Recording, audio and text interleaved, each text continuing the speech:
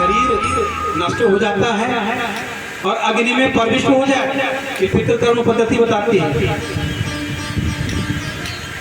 उसका शरीर अग्नि में प्रविष्ट हो चुका है, हम लोग उस शरीर को दोबारा नहीं देख सकते, क्योंकि अग्नि ने उसको अपना रूप दे दिया है। और अग्नि का रूप क्या है? तेज।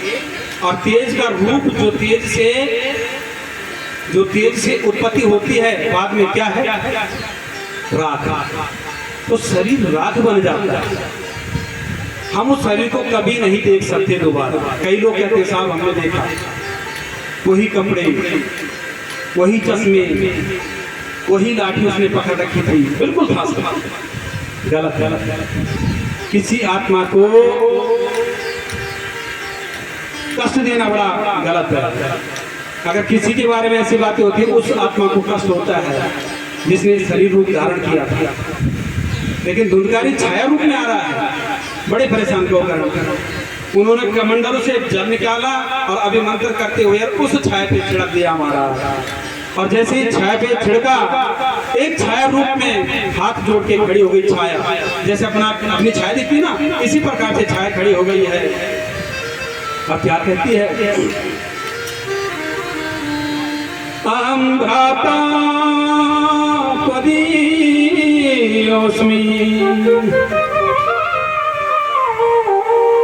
धुंधकारी नामतः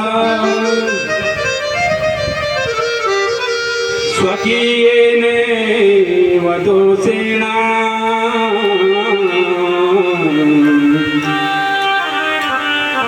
ब्रह्मत्वं नासितं मया। तड़प रही आत्मा धुंधकारी कहता है अहं भ्राता त्वदीयोऽस्मि, हे भ्राता त्वदीयोऽस्मि, आपके संबंध से तो मैं भी था, मेरा नाम धुंधकारी है। मेरे जन्म जीवन में अनेकों पाप के उसकी आज मैं सजा भुगत रहा हूं, तड़प रहा हूं, कहीं भी मुझे चैन नहीं है। जिस लोक के लिए मैं गति करता हूँ, उड़ान करता हूँ, वही लोक से मैं गिर जाता हूँ, आखिरकार इस नरक में गिरा हुआ हूँ। ब्रह्मत्वं नासितं मया, मैंने ब्रह्म तत्व को नाश कर दिया है। जब मुझे ब्रह्म के घर में जन्म मिला, मैंने ब्रह्म तत्व को नाश कर दिया। इसीलिए तो कल भी बात आई थी, ये दुर्लभ शरीर मानव जीवन हमें प्राप्त हुआ है, इसके तत्व को नाश मत करो, इसके तत्व को समझो। बार बार कहता हूँ, बार बार मैं व्यासपीठ से कहता रहता हूँ, कथाओं के माध्यम से भी कहता रहता हूँ, जब भी कहीं सत्संग होते हैं मैं कहता रहता हूँ कि मांस मदिरा का सेवन त्याग दो, इस मनुष्य जीवन के तत्व को नष्ट मत करो, समझो।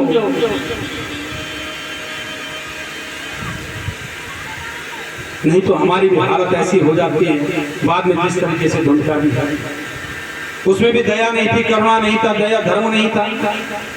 अगर इसी प्रकार से हम भी जीवन व्यतीत करेंगे तो महाराज कहीं ना कहीं हमारी स्थिति भी वैसी हो सकती है।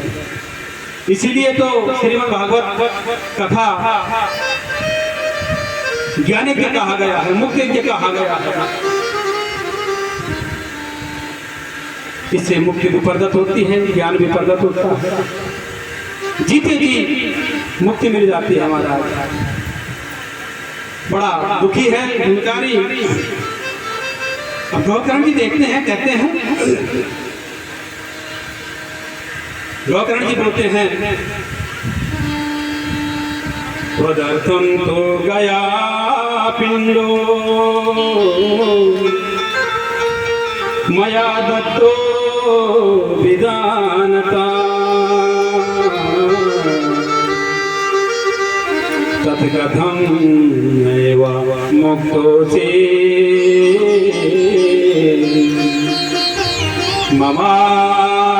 ममाचरणमिदं महत्।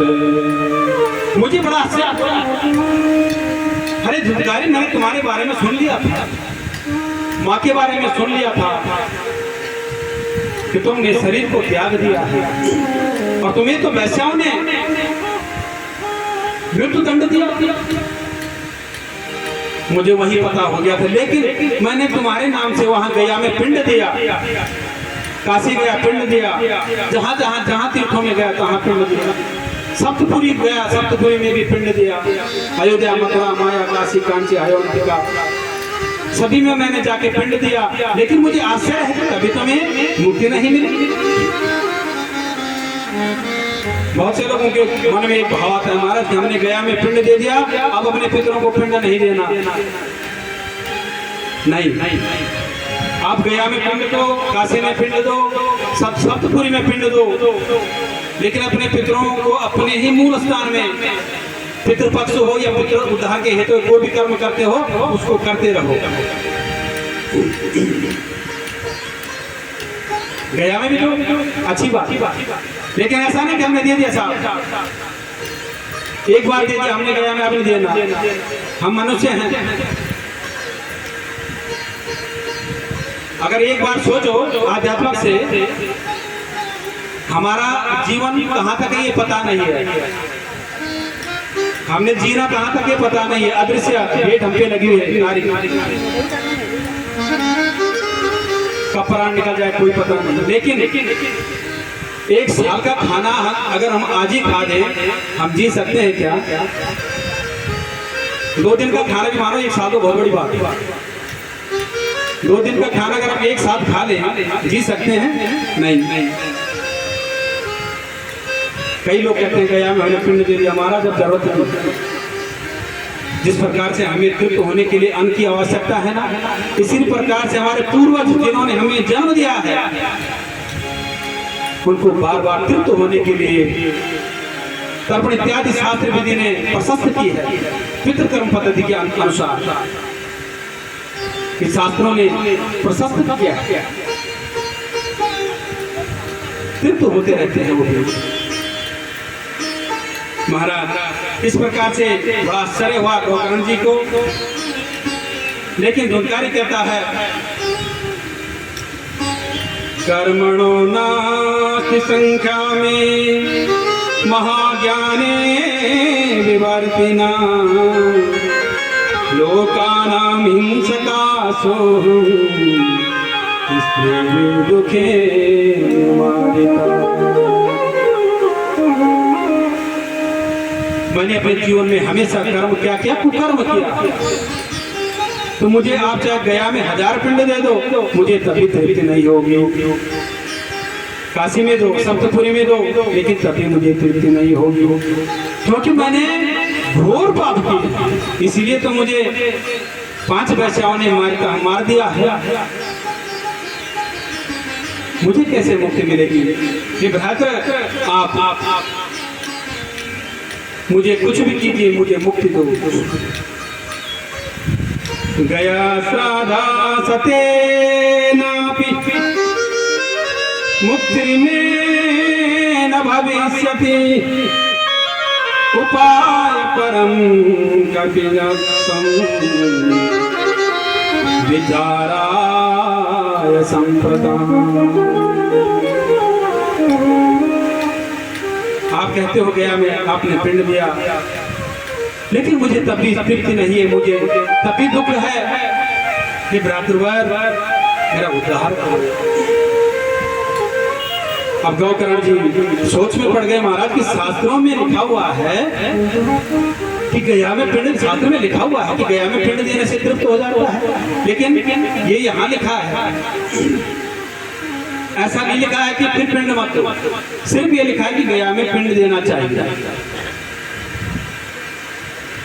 सप्तपुरी में पिंड देना चाहिए, ये लिखा है। ये नहीं लिखा कि इसके बाद मत दो, लेकिन पढ़ने वाले ने, समझने वाले ने अलग अलग समझ लिया।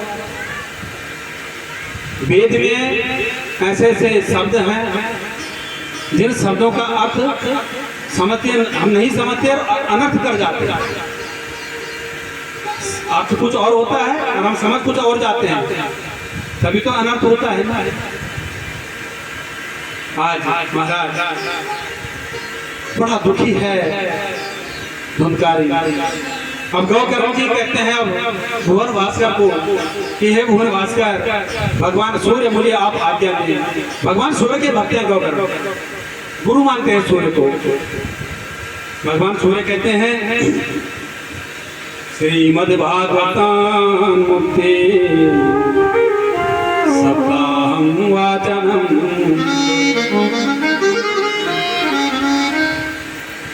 महाराज कहते हैं श्रीमद् भागवतम मुक्ति सप्ताहं वाचनम् करो। भगवान सूर्य ने आदेश दे दिया किसको? गौकर्ण को कि अगर धुंधकारी की मुक्ति चाहते हो एक कर्म करो, क्या? श्रीमद् महापुराण। अब कई लोग कहते हैं महाराज श्रीमद् भागवत पुराण होने के बाद भी कहते हैं साहब कि हमारे पितृ तृप्त नहीं हुए, तो उस ग्रंथ को झूठ साबित कर देते। इतनी बड़ी बात लिख रहे हैं भगवान सूर्य, श्रीमद् भागवतान मुक्ति सप्ताहं वाचनम् करो। क्या ये झूठ है क्या? लेकिन हम आज के मनुष्य हैं, कल एक कलयुग के मनुष्य, तभी हम कहते हैं कि हम पे लालसा है महाराज, पितृ आ रहे हैं, जबकि यहाँ पे लिखा हुआ कि तृप्त हो जाते हैं। धुंधकारी जैसे महापापी जिन्होंने हमेशा पाप किया, जिसमें न दया थी, धर्म था, करुणा थी, कुछ भी नहीं, जिसने माँ पिताजी को लाठी से मारा, उसको श्रीमद् भागवत ने तृप्त कर दिया, तो भक्तगणों को क्यों नहीं करेंगे? तो महाराज अब उपाय सोचा, तब तक गौकर्ण जी ने सोचा कि ठीक है भगवान सूर्य का आदेश हो चुका है। उन्होंने अपने ही गांव में सब लोगों से मिलन किया और ऐसे ही एक व्यासपीठ वहाँ पे स्थापित किया गांव के सहयोग से, और व्यासपीठ पे आसीन हुए गौकर्ण जी। अब धुंधकारी के निमित्त वहाँ पे श्रीमद् भागवत महापुराण की कथा कर रहे हैं, इसीलिए इसका नाम है मुक्ति यज्ञ ज्ञान यज्ञ। ज्ञान भी देते हैं श्रीमद् भागवत महापुराण और मुक्ति भी। और अगर कारणवश कोई आत्मा प्रेत में भी हो उनको तो मुक्ति है, अनेकों पितरों को तो मुक्ति स्वतः ही है।